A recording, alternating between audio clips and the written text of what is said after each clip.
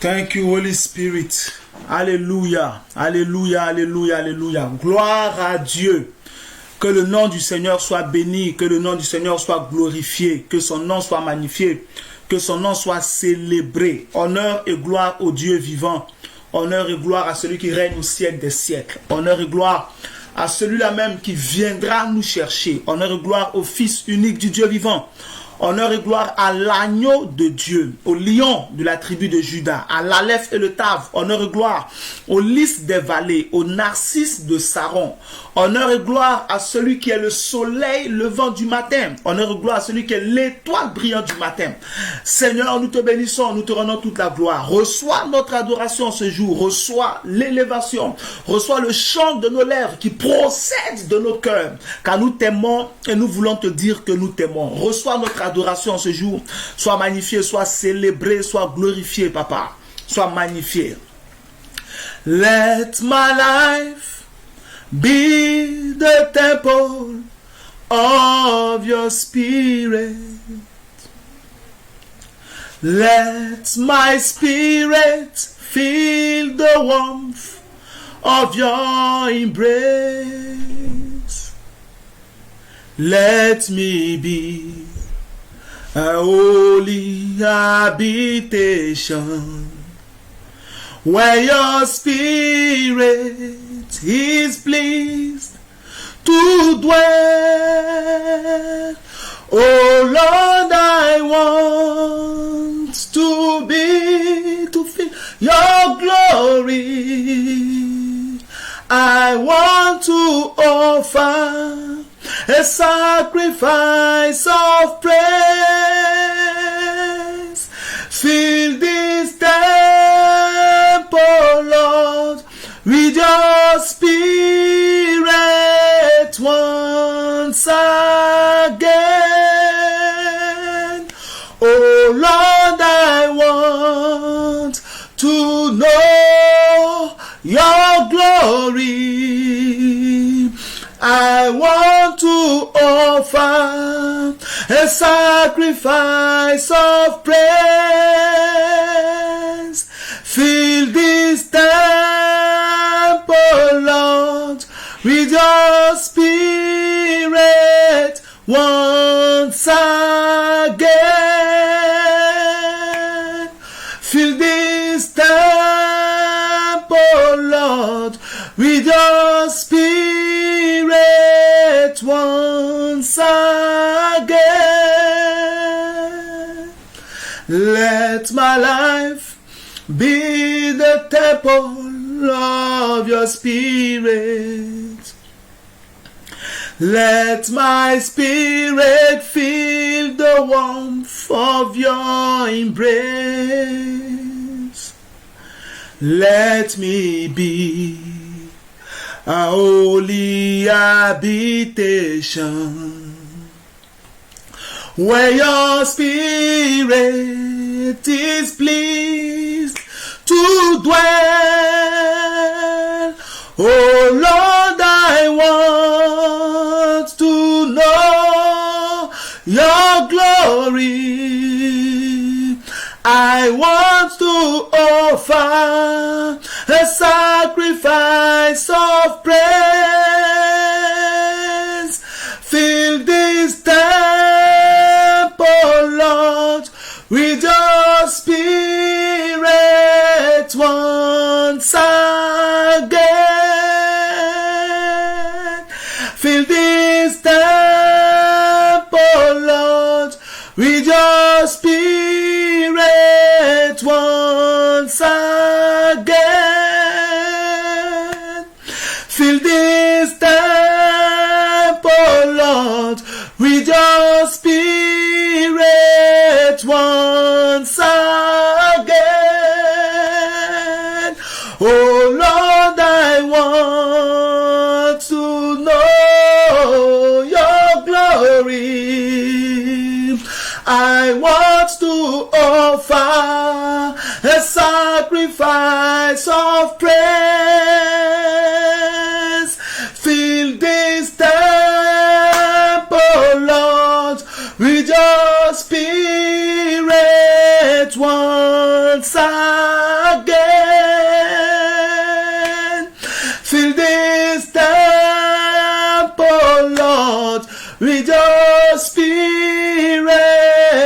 once again. Malabalabalabalabalash. Imela, oh Lord. Imela, oh kaka, onye keruwa. Imela, imela, ezemo. Oh Seigneur, imela, imela, oh kaka, onye keruwa. Imela, imela, ezemo. When I think upon your goodness and your faithfulness each day, I'm convinced it's not because I am worthy to receive the kind of love that you give, but I'm grateful for your mercy, and I'm grateful for your grace. And because of how you've pulled out yourself, I have come to sing this song out in praise. Imela, imela, oh kaka, onye keruwa. Imela, merci Jésus. Imela, merci mon roi. Ezemo. Merci Seigneur pour ta présence. Au nom de Jésus, nous avons adoré. Amen. Dieu te bénisse. Shalom à vous tous. Que la grâce de Dieu soit sur vous. Merci pour votre présence. Merci. Que Dieu vous bénisse abondamment. Dieu vous bénisse. Que sa grâce surabonde sur vous. J'ai cette confiance de Dieu que ce soir, ce deuxième jour de ce programme, Dieu t'apportera quelque chose de frais. Le Seigneur t'apportera quelque chose de nouveau. Le Seigneur te rafraîchira. Il te fera beaucoup de bien par sa grâce. Prends ta Bible dans le livre de Actes chapitre 2, verset 41-42. Nous continuons. Nous sommes au jour 2 de paroles et prières. Donc nous avons commencé hier. Le thème que nous traitons, c'est les secrets des premiers chrétiens. Les secrets des premiers chrétiens. Actes chapitre 2, verset 41-42. La Bible dit, ceux qui acceptèrent sa parole furent baptisés. Et en ce jour-là, le nombre des disciples augmenta d'environ 3000 âmes. Ils persévéraient dans l'enseignement des apôtres, dans la communion fraternelle, dans la fraction du pain et dans les prières. Alléluia. Hier, nous avons commencé et hier, je t'ai expliqué hier déjà le premier secret, n'est-ce pas, le premier secret des chrétiens, des premiers chrétiens. Que tu sois en train de suivre sur Eve Paul Aubrou ou sur Couronne TV, c'est le même programme que vous suivez, c'est le même programme et c'est le même Seigneur qui vous bénira. Donc que Dieu vous bénisse sur Couronne TV et sur Eve Paul Aubrou. Donc hier j'ai commencé à expliquer, n'est-ce pas, que pourquoi nous parlons des premiers chrétiens. Parce que ces disciples qui ont été rajoutés aux disciples en Actes chapitre 2, verset 42, que ces 3000 disciples qui ont été rajoutés aux 120 disciples qui étaient n'est-ce pas, à la Pentecôte, avec les 11 apôtres, donc 109 disciples plus les 11 apôtres. Ces 3000 là, c'est à eux se sont encore ajoutés 2000 plus tard, n'est-ce pas, à partir de Actes chapitre 3, Actes chapitre 4. Et ce sont eux là, à la dispersion qui a eu lieu lorsque Étienne était tué, en Actes chapitre 8, qui se sont dispersés, les apôtres n'ont pas bougé, qui se sont, la plupart d'entre eux se sont dispersés, ils sont arrivés dans des zones européennes comme Antioche, c'est-à-dire en Grèce. Et là-bas, ils ont prêché l'évangile, ils ont annoncé l'évangile.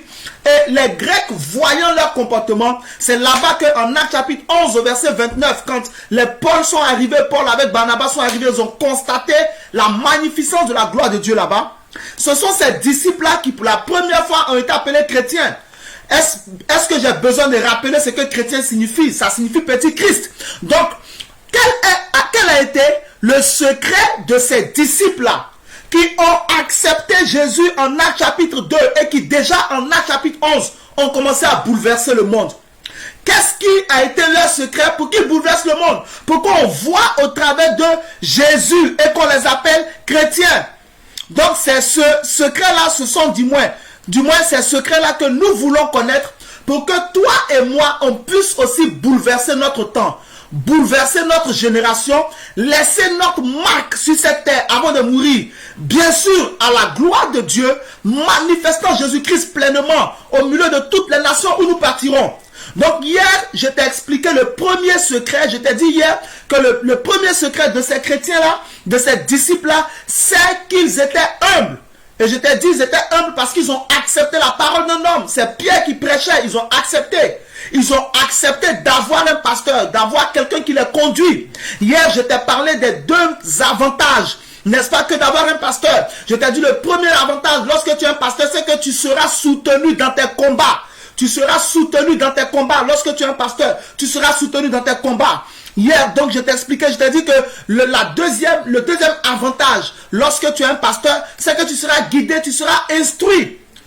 Lorsque tu es un pasteur, tu seras soutenu dans tes combats en numéro 1. Ensuite, tu seras guidé et tu seras instruit. Alléluia. Si tu commentes, je saurai que tu es en train de suivre. S'il y a aucun commentaire, si tu ne commentes pas, je ne peux pas savoir que tu es en train de suivre. Donc, c'est ce que j'ai expliqué hier. Et aujourd'hui, je vais te parler du deuxième secret, n'est-ce pas, du deuxième secret des premiers chrétiens. Le deuxième secret des premiers chrétiens, c'est qu'ils persévéraient dans les enseignements des apôtres. Actes chapitre 2, verset 42. Ils persévéraient dans l'enseignement des apôtres. C'était ça le deuxième secret des chrétiens. De ces premiers chrétiens qui ont bouleversé le monde. Ils persévéraient dans l'enseignement des apôtres.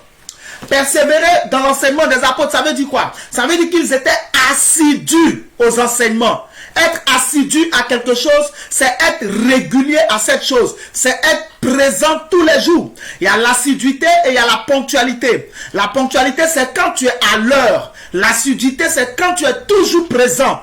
Donc, persévérer dans l'enseignement des apôtres signifie que ces disciples-là étaient toujours présents. Gardez une chose à l'esprit. En ce temps-là, ils n'étaient pas encore appelés chrétiens. Ils ont été appelés chrétiens en Actes 11, 26. Donc ici, nous sommes en train de voir leurs racines, leurs fondements. Pour que tu puisses prendre ta part. Et bouleverser aussi ta génération, ton temps. Donc ils persévéraient dans les enseignements des apôtres. Ça veut dire qu'ils étaient toujours présents aux enseignements. Ils étaient toujours là. Ils étaient assidus. Ils ne rataient aucun enseignement. Ils étaient toujours présents. Toujours présents. Dès qu'on dit il y a enseignement ce soir, ils sont là. Culte du soir, ils sont là. Regardez le verset 46. Au verset 46 de Actes chapitre 2, la Bible dit ils étaient chaque jour tous au temple, assidus au temple. Ils étaient chaque jour ensemble, assidus au temple, assidus au temple. Verset 46.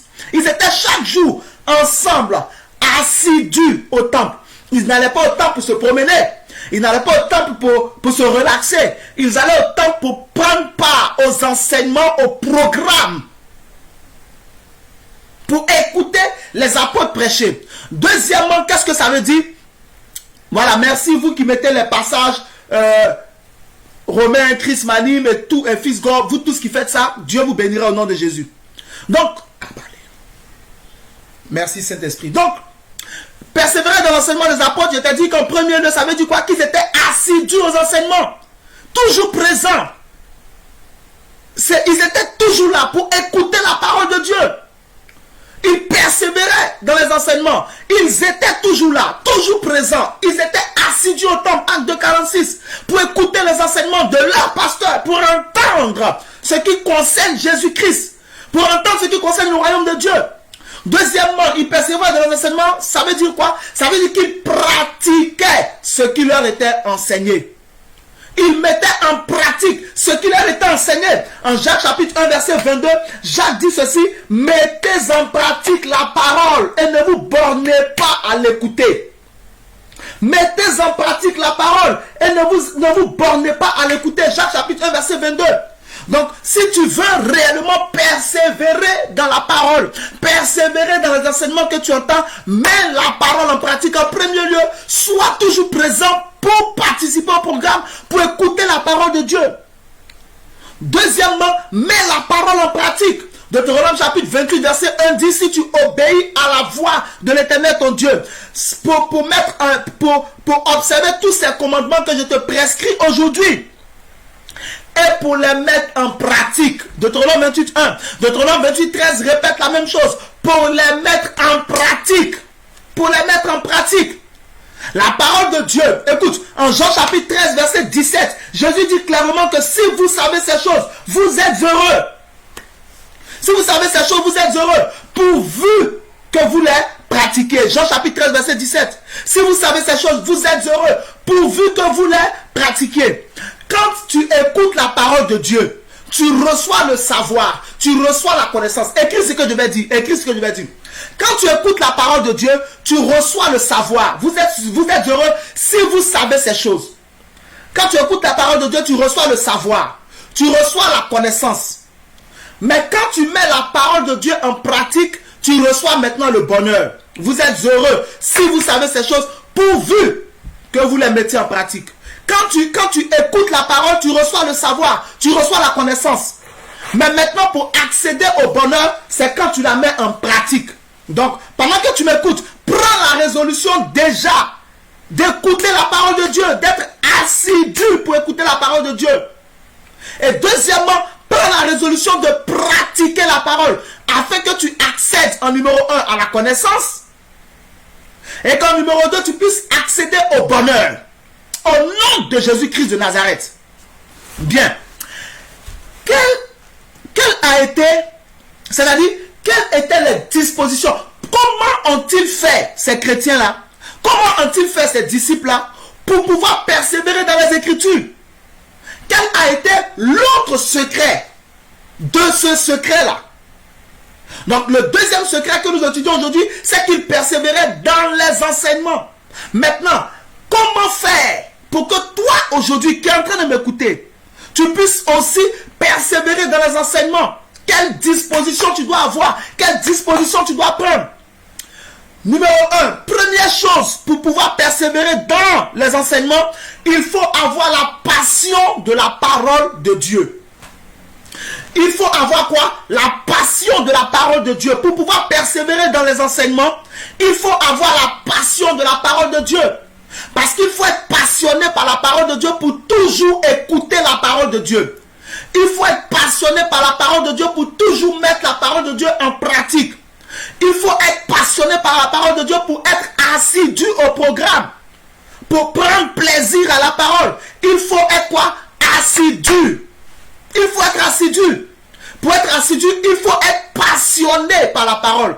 Donc la première chose que tu dois savoir pour pouvoir persévérer dans les enseignements, c'est être passionné par la parole. Il faut avoir la passion des Écritures en toi. Si tu n'as pas la passion des Écritures, il te sera difficile de prendre plaisir à la parole et d'écouter tout le temps la parole de Dieu. La passion est nécessaire pour te donner de l'énergie, pour te booster, pour te donner de la force, pour te donner du zèle, pour te donner du plaisir. Quand tu écoutes la parole, de sorte que tu as écouté un message aujourd'hui, demain tu es encore là, après demain tu es encore là. Chaque jour qu'il y a parole qui doit être prêchée, tu es présent pour écouter la parole. La passion te permettra, lorsque tu lis la Bible, de considérablement lire la Bible. Il faut être passionné par quelque chose pour continuer à poursuivre cette chose-là. Tous ceux qui, quand vous voyez les supporters dans le milieu du sport, les supporters dans le milieu du sport, ils s'abonnent pour leur équipe. Ils paient des abonnements pour leur équipe, pour suivre tous les matchs de leur équipe. Chez eux encore à la maison, ils s'abonnent à la télévision, sur les chaînes de sport, pour suivre tous les matchs de leur championnat. C'est la passion qui fait qu'ils se comportent comme ça. Si tu veux persévérer dans la parole de Dieu, il faut avoir la passion. Si tu veux persévérer dans les enseignements, il faut avoir la passion de la parole de Dieu. Écoute-moi attentivement. Quand tu écoutes, comme par exemple, comment on reconnaît quelqu'un qui a la passion de la parole de Dieu, c'est d'abord quelqu'un qui est impressionné par les Écritures. C'est quelqu'un qui est quoi? Qui est impressionné par les Écritures. Celui qui a la passion, il est impressionné. Quand par exemple il écoute, tu reconnais que quelqu'un est impressionné par les Écritures, qui a la passion de la parole de Dieu. Quand il écoute la parole, et qu'il y a des vérités qui sortent, quand il y a des révélations qui sortent, il réagit. Tu vas le voir dire, waouh! Ok! Donc c'est ce que ça veut dire. Ah, mais je ne savais pas. Il prend son stylo, il écrit. Il écoute la parole. Amen! D'accord. Ok, donc c'est ça qu'il faut faire. D'accord. Waouh.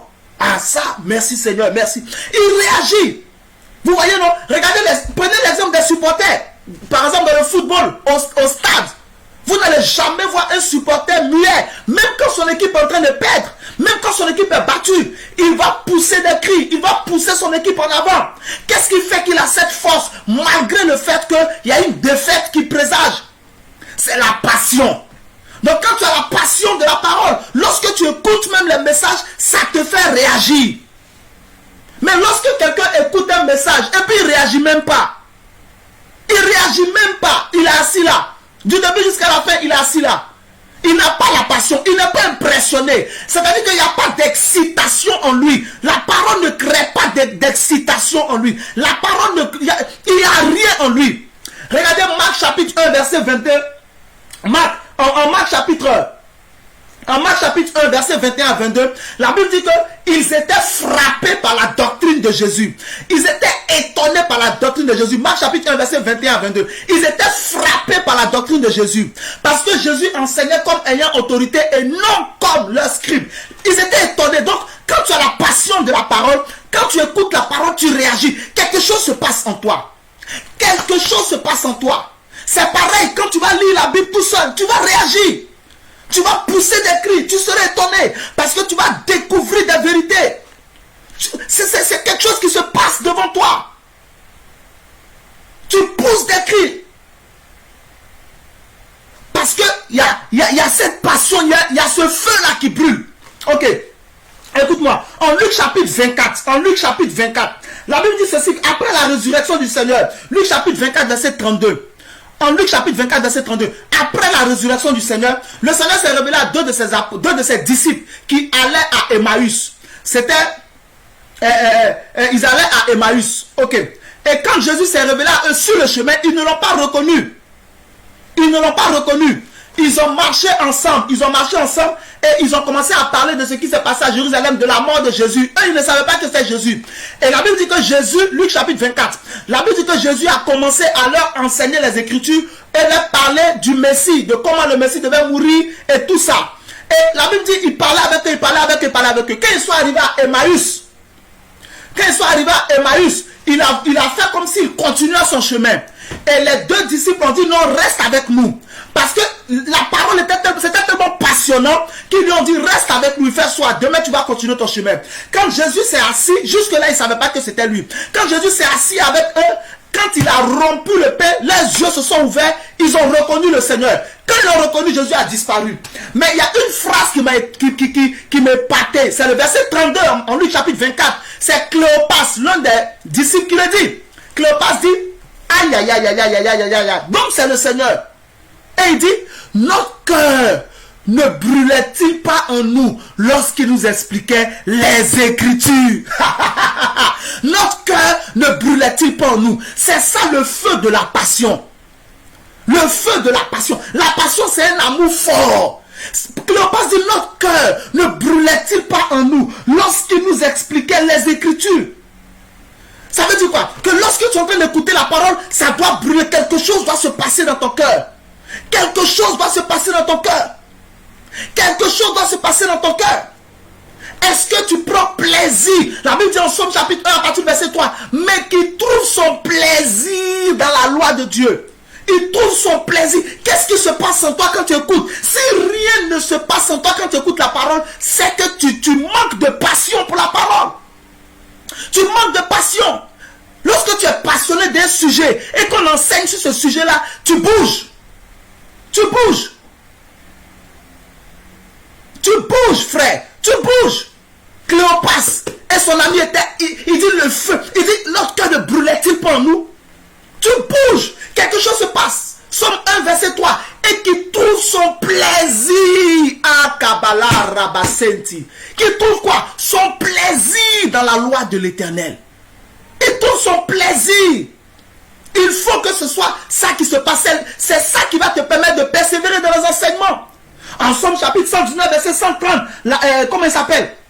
David dit, les révélations de tes paroles donnent de l'intelligence et éclairent. La révélation de ta parole éclaire.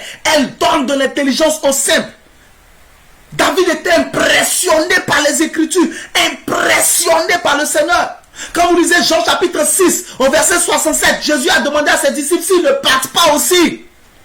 Et au verset 68, Pierre dit, tu as les paroles de la vie éternelle. À qui irions-nous? La passion. Aïe, tu en as besoin. Tu as besoin de cette passion-là. C'est quelque chose qui va brûler. C'est un feu qui brûle en toi. Quand tu n'as pas la passion de la parole, tu te fatigues. C'est là que vous entendez certains dire, quoi encore, prédication encore aujourd'hui? Oh, programme encore. Non, moi je suis fatigué. La semaine dernière, j'ai écouté un message, c'est bon. La semaine là, c'est bon. Quand tu n'as pas la passion de quelque chose, tu te fatigues de la chose. Mais quand tu as la passion d'une chose, tu n'es jamais épuisé de la chose. Quand tu n'as pas la passion de la Bible, de la parole de Dieu, non seulement tu ne peux pas écouter un message du début jusqu'à la fin. Tu peux écouter, c'est ça vous voyez, certains écoutent 10 minutes, ils disparaissent. 15 minutes, ils disparaissent. Il n'y a pas la passion en eux. Il n'y a pas ce feu-là en eux. Il n'y en a pas. Tu peux passer une semaine sans lire la Bible, c'est qu'il n'y a pas la passion en toi. Mais si tu es passionné par les Écritures, un jour sans lire la Bible, c'est comme si tu as péché. C'est comme si tu as péché contre Dieu. Que Dieu te donne cette passion. Ayakatabré. Que Dieu te donne cette passion. Que Dieu te donne cette passion. Que Dieu te donne cette passion. Que Dieu te donne cette passion. Regarde, je vais te montrer un passage. En Somme chapitre 119. Je vais te montrer un passage. Somme chapitre 119 à partir du verset 14. Ce passage-là est merveilleux. Somme chapitre 119 à partir du verset 14. Du verset 14 au verset 16. Somme 119, verset 14 au verset 16. Regarde ce que la Bible dit. La Bible dit, c'est David qui parle. Somme 114, verset... Voilà, c'est ça. L'épuisement arrive sans passion. Quand tu n'as pas de passion pour quelque chose, tu te fatigues. Tu ne peux pas écouter la parole de Dieu. 1 heure pour toi, écouter la parole de Dieu pendant 1 heure, c'est un supplice. Pendant 2 jours de suite, 3 jours de suite, 4 jours de suite, tu ne peux pas. Parce qu'il n'y a pas de passion en toi. Alléluia. Mais reçois la passion. Écoute-moi, je vais te donner ce passage-là. Et puis on va passer au deuxième point. Regarde bien. La Bible dit en Somme 119, verset 14 à 16. C'est David qui parle. D'abord même au verset 13. Il dit de mes lèvres. Somme 119, verset 13 déjà. De mes lèvres, j'énumère toutes les sentences de ta bouche. Il récite. Vous voyez, Somme 119 déjà à partir du verset 13. Il dit de mes lèvres, j'énumère toutes les sentences de ta bouche. Il récite la Bible. Il récite la parole de Dieu. Verset 14. Je me réjouis en suivant tes préceptes. Je me réjouis en suivant tes préceptes. Il y a une joie dans son cœur quand il est devant la loi de Dieu. Hey! Kabara. Hey! Que Dieu fasse, que le Saint-Esprit allume ce feu-là dans ton cœur. Et puis tu vas comprendre. Je prie que pendant que tu es en train de m'écouter, comme Cléopas et son ami ont témoigné dans Luc 24, 32, que notre cœur ne brûlait-il pas nous. Je prie que ton cœur brûle en toi pendant que tu es en train de m'écouter. Parce que moi-même, pendant que je suis en train de prêcher, mon cœur brûle. Il y a une joie qui est dans mon cœur. Regardez ce que David dit. Je me réjouis en suivant tes préceptes. Verset 14 toujours. Comme si je possédais tous les trésors. Comme si je possédais tous les trésors.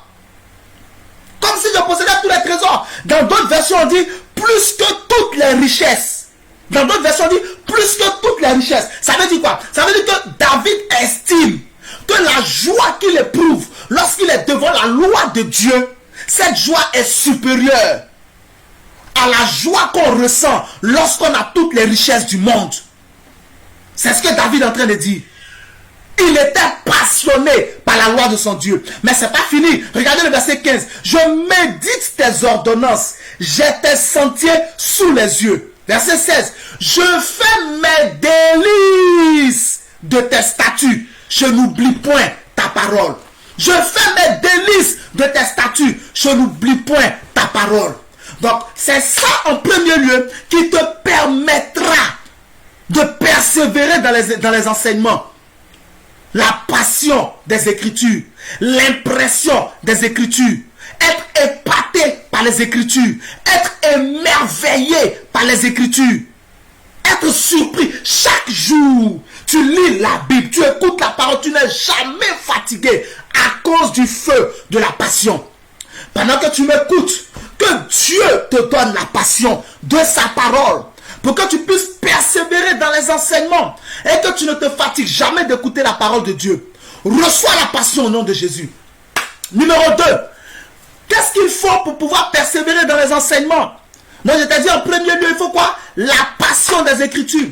En deuxième lieu, il faut que les Écritures soient utiles. Tu dois penser que les Écritures soient utiles. La deuxième chose, c'est l'utilité des Écritures. L'utilité des Écritures. L'utilité des Écritures, ça c'est la deuxième chose. L'utilité des Écritures.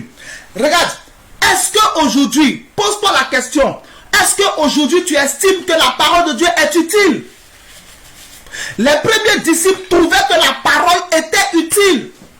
Ils trouvaient que les enseignements que Pierre et les autres apôtres leur donnaient étaient utiles. Tu ne peux pas persévérer dans les enseignements si tu estimes que la parole n'est pas utile.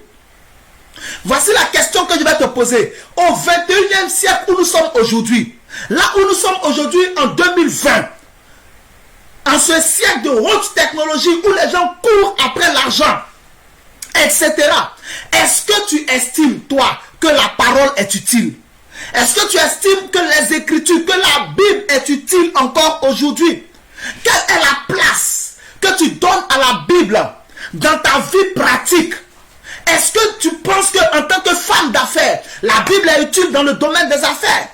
Est-ce que tu penses qu'en tant que couturière, en tant que designer, est-ce que tu penses qu'en tant que femme mariée, homme marié, la parole de Dieu est utile pour conduire ton foyer, utile pour éduquer tes enfants, utile pour ta relation avec ta femme, avec ton mari?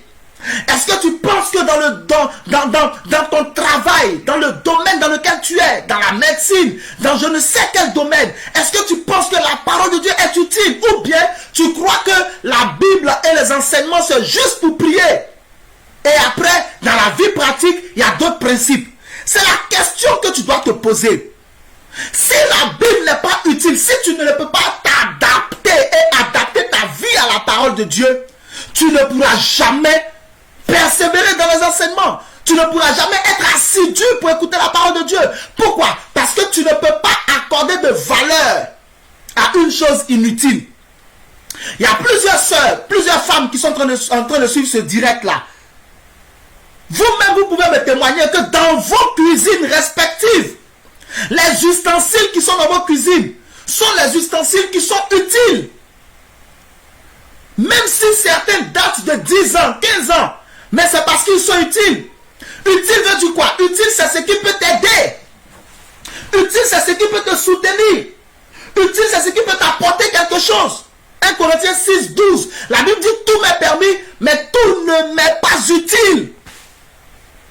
1 Corinthiens 10, 23. La Bible dit tout m'est permis, mais tout ne m'est pas utile. Tout m'est permis, mais tout n'édifie pas. Ce qui est utile, c'est ce qui peut t'aider, ce qui peut te développer, ce qui peut te soutenir, ce qui peut participer à ton épanouissement, ce qui est nécessaire, ce dont tu as besoin. Est-ce que toi aujourd'hui, tu estimes que la parole de Dieu est utile? En son temps, eux, ils estimaient que la parole était utile. C'est pourquoi ils se donnaient tout entier à la parole. Une personne censée doit poursuivre ce qui peut l'aider. Et j'ai l'habitude de le dire, ne néglige point ce qui peut t'aider. Regardez, le problème que nous avons aujourd'hui dans le corps de Christ, le problème que nous avons aujourd'hui avec beaucoup de croyants, c'est que les gens ne trouvent pas que la parole de Dieu est utile. Vous pouvez même entendre des chrétiens dire, Bible à part, mettons Bible à part, toi et moi, je vais régler ton cas.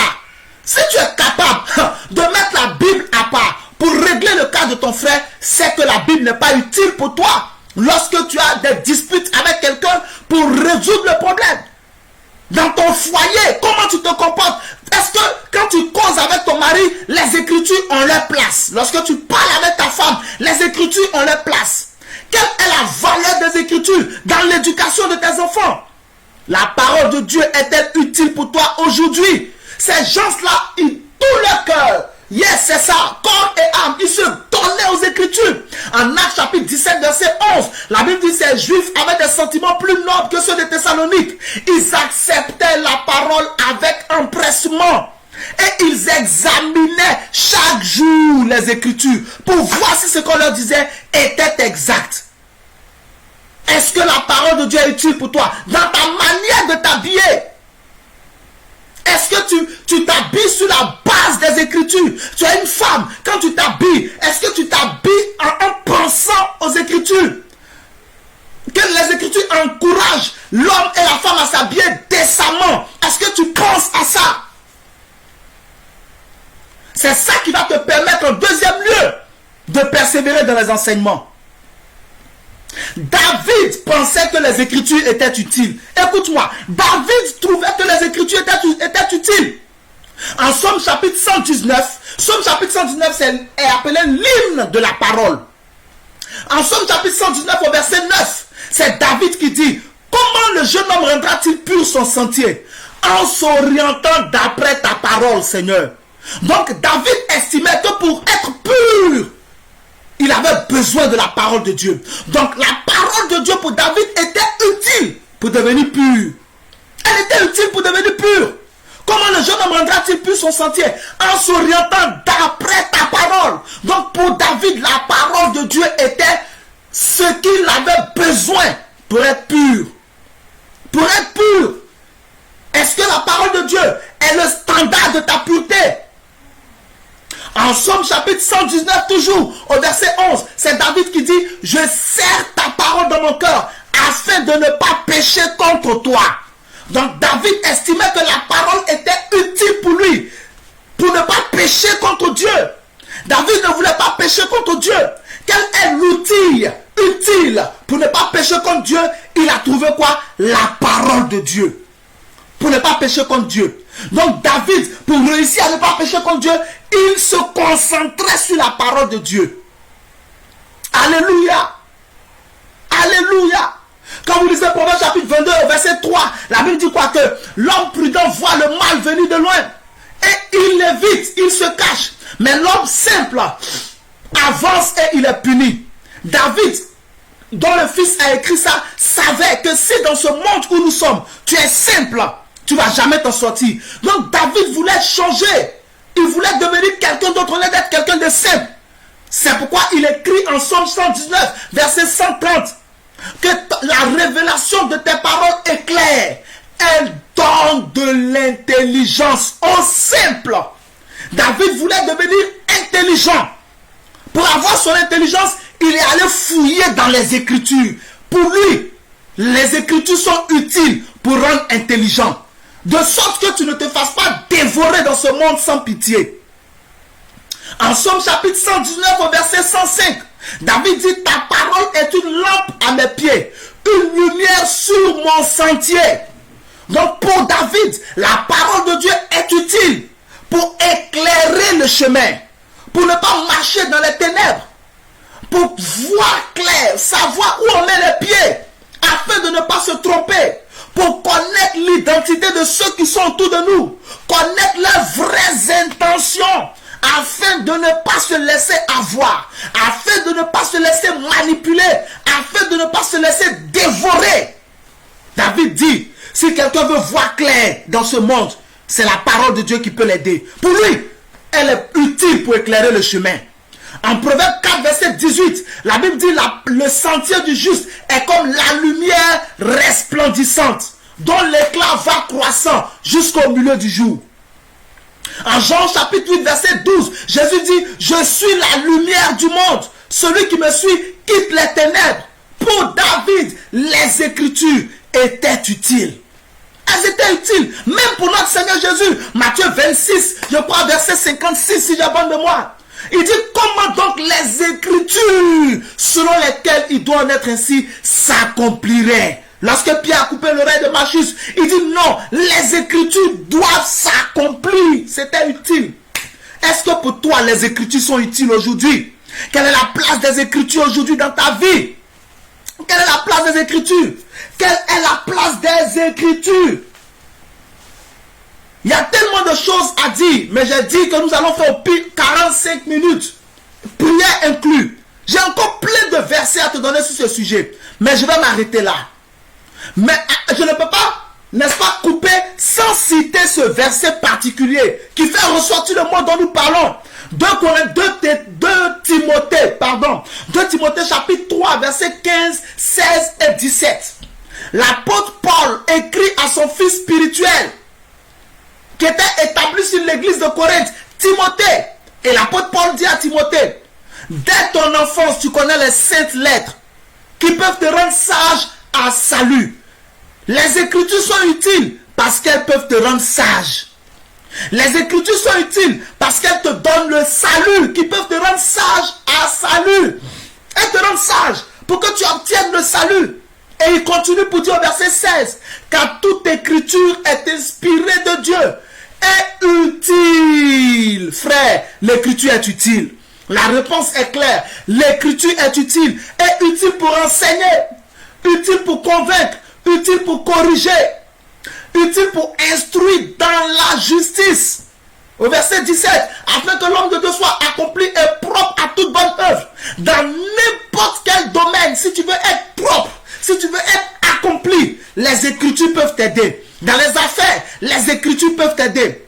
Dans la coiffure, les Écritures peuvent t'aider. Dans le monde de la mode, les Écritures peuvent t'aider. Dans le sport, les Écritures peuvent t'aider. Dans la musique, les Écritures peuvent t'aider. Dans ton foyer, présent ou futur, les Écritures peuvent t'aider. Dans les finances, les Écritures peuvent t'aider. L'Écriture est utile. Elle est utile. Tu as besoin d'elle. Donne-toi tout entier. Donne-toi tout entière à la parole de Dieu, prêchée et écrite. À partir de là, tu pourras avoir, n'est-ce pas, la force de persévérer dans les enseignements. C'est ça qui peut changer ta vie et te rapprocher au fur et à mesure de la stature parfaite de Jésus-Christ à l'image d'homme fait. Pour que tu sois solide au nom puissant de Jésus-Christ de Nazareth. Alléluia. Donc ce soir nous avons vu le deuxième secret des premiers chrétiens. Nous allons prier le Seigneur par rapport à ce que je viens de dire. Demain nous continuons, 20h30, sois encore présent. Nous allons voir le troisième secret des premiers chrétiens. Et le vendredi on termine avec le quatrième secret des premiers chrétiens. Nous allons prier le Seigneur par rapport à ce que tu as entendu. Tu vas prier avec moi. Je vais lancer la prière et chez toi à la maison, là où tu es, tu vas prier avec moi. On a dit parole et prière. Tu vas prier par rapport à ce qui a été dit. Afin que Dieu puisse planter en toi quelque chose. Dis avec moi, oh Dieu mon sauveur, entends ma prière. Montre-moi ta miséricorde. Chaque fois que j'ai méprisé ta parole, aie pitié de moi. Seigneur, plante dans mon cœur la passion de ta parole, la passion des Écritures. Plante dans mon cœur la passion de ta parole, la passion des Écritures. Ouvre ta bouche et prie avec moi. Rekata brankate breske, ikatola regede, rekula bragadeski libranti, ekitako ragadeske, labarenti, ibaragado bragadas, kabali kwate brege, ikabares calibro, karagade brokatike. Plante dans mon cœur la passion des Écritures. Plante dans mon cœur la passion de ta parole. Plante dans mon cœur la passion des Écritures. Malekete breke, les sous-katakali, et kulabreski libroti, makantu barinto bregeski, akoragades karebro, akinde bregedeski libro, abarada brantu, calibrande, calibrande, calibrande, calibrande, calibrande, calibrande, calibrande, calibrande, akabarabagade bros, karibagada brete, ikarabakonti, calabragadoske, ekuragante, paliquatencra, makato braganti, iqualabarende. Je reçois la passion de la parole. Je reçois la passion des Écritures. Je reçois la passion de la parole. Je reçois la passion des Écritures. Je reçois la passion de la parole. Je reçois la passion des Écritures. Et rabazabara, et katou karebro. Je persévère dans les Écritures. À partir d'aujourd'hui, je persévère dans les enseignements. Je ne me fatigue plus à écouter ta parole, Seigneur. Je ne me fatigue plus à lire ta parole, Seigneur. Que ton feu s'allume en moi. Que le feu de la passion de Dieu s'allume en moi. Que le feu de la passion de la parole s'allume en moi. Ramadabragadabra, Ikabale Boraska, Makate Brokantibre, Regede Bregede Bragada, Iquarabalabre Zabara, Konta Bregede Bregede Bragada, Ekete Bracalibrasco Labra. Que le feu de la passion de la parole s'allume en moi. Esprit de Dieu, Esprit de Dieu, allume le feu de la passion de la parole. Allume le feu de la passion de la parole. Allume le feu de la passion de la parole. Allume le feu de la passion de la parole. Au nom de Jésus-Christ de Nazareth. Amen. Je prie pour toi. À partir d'aujourd'hui, Dieu te donne la passion de sa parole. La passion des Écritures. Plus tu vas écouter la parole, plus tu auras envie d'écouter la parole. Plus tu vas lire la Bible, plus tu auras envie de lire la Bible. Le Saint-Esprit allume dans ton cœur le feu de la passion de sa parole. Tu ne pourras plus jamais te passer de la parole de Dieu. Dieu te blesse dans ce domaine. Il crée en toi un vif intérêt pour sa parole et pour ses Écritures. Ce deuxième secret que tu viens de connaître ne sera pas vain dans ta vie. Comme le premier secret que tu as connu hier, l'humilité qui t'a été donnée ne sera pas vaine dans ta vie. Aujourd'hui, la persévérance dans les enseignements ne sera pas vaine dans ta vie. Je te vois persévérer dans les enseignements. Je te vois persévérer dans les enseignements. Je te vois persévérer dans les enseignements. Je te vois persévérer dans les enseignements. Je te vois persévérer dans les enseignements. Je te vois persévérer dans les enseignements. Je te vois persévérer dans les enseignements. À partir d'aujourd'hui, tu prendras plaisir à écouter la parole de Dieu. Tu prendras plaisir à lire la Bible. Et Dieu sera glorifié dans ta vie. Reçois la passion au nom de Jésus. Amen. Dieu te bénisse. Ah.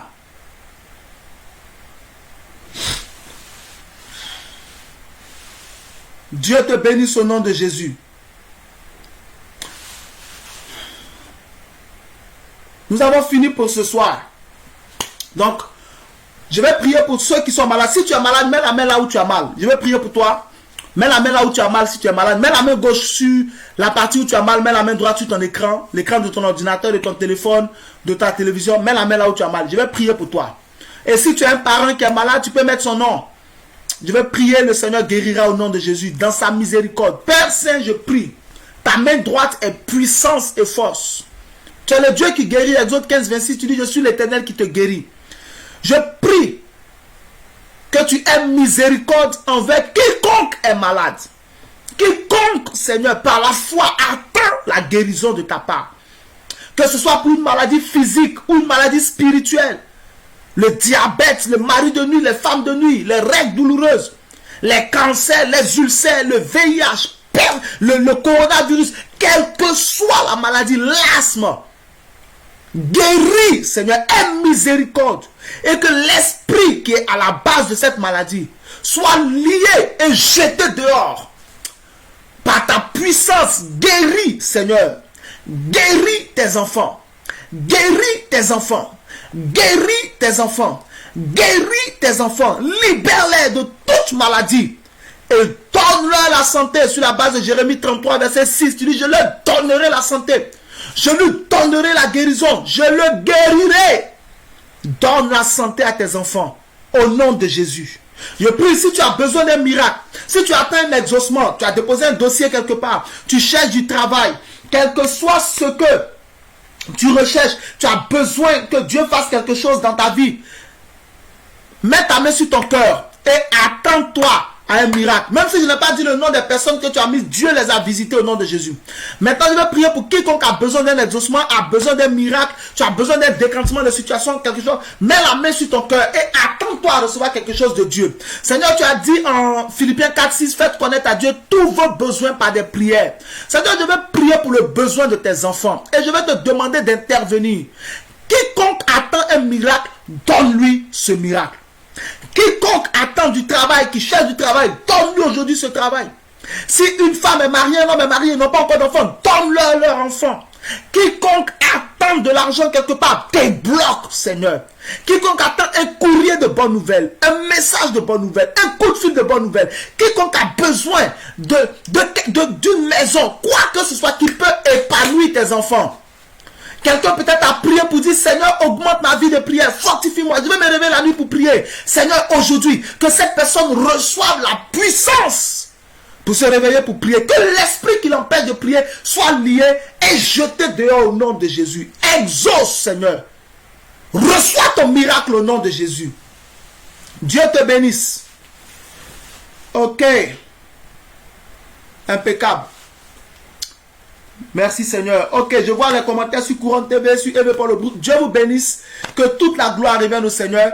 J'espère que effectivement tu as reçu quelque chose encore ce soir pour ce deuxième jour. Je te donne rendez-vous demain à 20h30. Vous voyez, non? J'essaie de faire tous les efforts pour qu'on puisse respecter au moins le temps. J'espère que j'y parviens. Donc, rendez-vous demain, jour 3 de paroles et prières. On va voir le troisième secret des premiers chrétiens. Tu connais 2 secrets. Mets-les en pratique dès maintenant. Mets-les en pratique. C'est Moïse qui disait en Deutéronome chapitre 34, verset 45, que la parole là, elle n'est pas rien pour vous. C'est votre vie. Donc la parole que tu as entendue aujourd'hui, c'est ta vie. Deutéronome 34, verset 45, c'est ta vie. Ne néglige pas ce que tu as entendu. Ce que tu entends depuis hier, ne néglige pas. Et Dieu sera avec toi au nom de Jésus.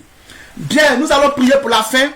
Et, n'est-ce pas, nous nous retrouvons demain. Si tu veux rendre témoignage, si Dieu a commencé à travailler dans ta vie, tu as le numéro sur l'écran. Tu as déjà mon numéro sur l'écran. Tu peux, n'est-ce pas? Ça se termine trop vite. Oh là là. Quelqu'un a mis ça se termine trop vite. Dieu est fidèle, Dieu est fidèle. On a 4 jours à passer ensemble. On a déjà passé 2. Il nous reste 2 jours. Dieu est fidèle. Demain, on va continuer encore. Demain, on va continuer. Par la grâce de Dieu. Donc, tu as mon numéro sur l'écran pour un témoignage ou pour tes besoins en prière. Ce n'est pas pour m'envoyer des vidéos ou des images qui traînent sur Internet, s'il te plaît. Ceux qui font ça, je les bloque. Il ne faut pas faire ça. Pour les témoignages ou pour les prières ou bien pour les questions bibliques, écris-moi sur WhatsApp, sur Telegram ou directement. Écris-moi, n'appelle pas, écris-moi. Et par la grâce de Dieu, je t'accorderai, n'est-ce pas, l'aide nécessaire. Au nom de Jésus. Ok, nous prions pour la fin. Ma vie est une bonne vie. Ma tête est une bonne tête. Les anges de Dieu combattent pour moi. La grandeur est de mon côté. Quelle que soit la situation, je triompherai. Mes mains sont bénies. Mes pieds sont bénis. Je suis béni au nom de Jésus. Amen. Dieu te bénisse. Rendez-vous demain, 20h30, même page, par la grâce de Dieu. Ciao.